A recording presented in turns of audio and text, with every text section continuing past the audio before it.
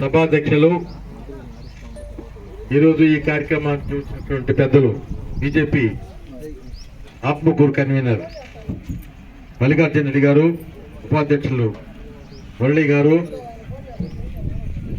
జిల్లా గ్రంథాలయాల చైర్మన్ గారు శాంతికుమార్ గారు,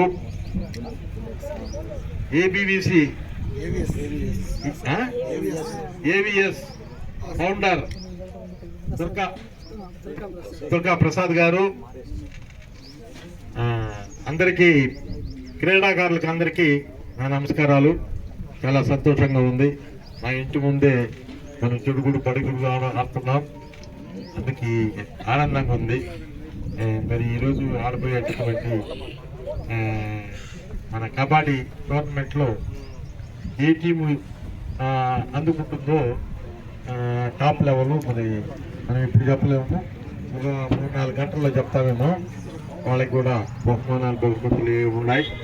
అందులో మనకు మల్లికార్జున రావడం చాలా సంతోషకరమైనటువంటి విషయం.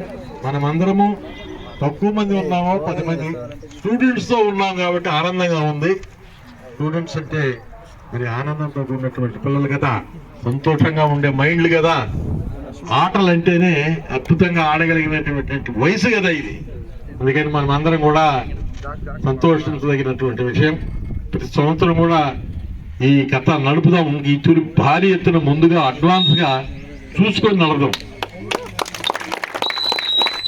ఏదో మల్లికార్జున రెడ్డి ఇక్కడ మంచి విగ్రహాలు కూడా పెట్టాలంటున్నాడు, అది కూడా మనం నెరవేర్చేదానికి ప్రయత్నం చేద్దాం.